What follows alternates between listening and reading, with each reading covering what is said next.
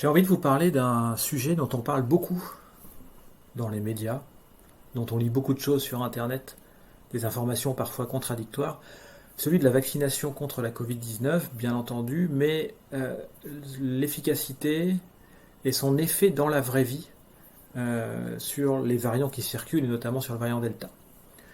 Alors, je ne vais pas vous faire la litanie de toutes les conséquences de l'épidémie Covid qu'on vit depuis 18 mois, des conséquences évidemment sanitaires, mais aussi sociales, économiques, éducatives, que sais-je.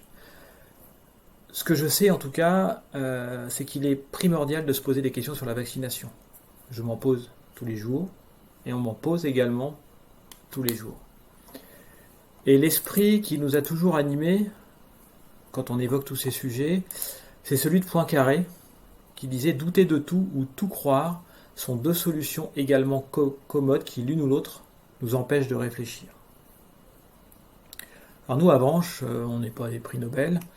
Nous, à Branche, on n'a pas publié dans Science, Nature ou le Lancet. Donc on essaie d'être pragmatique et d'aborder la problématique vaccination avec ce regard-là, qui ne soit pas qu'un regard théorique.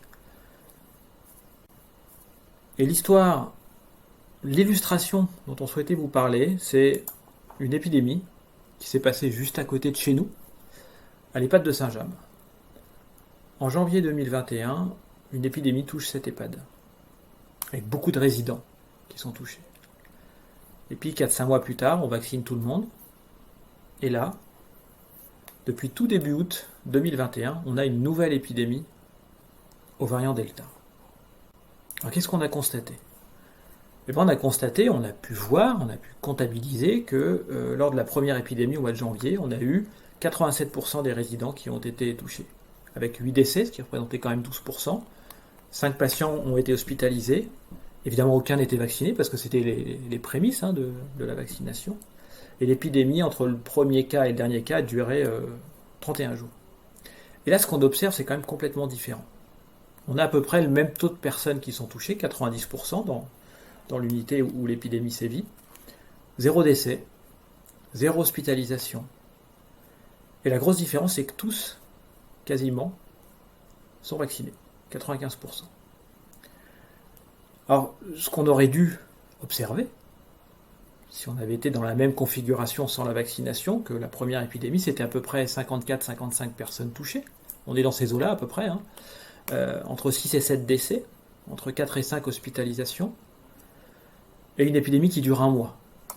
Et là, finalement, vous avez vu qu'on n'a pas du tout observé ça. Alors, ce qu'on peut voir, ce qu'on peut conclure, c'est que finalement, c'est une épidémie qui est très rapide. Et en fait, c'est pas surprenant, parce qu'on sait que le variant Delta est bien plus contagieux que le variant anglais, qui lui-même était plus contagieux que le virus original.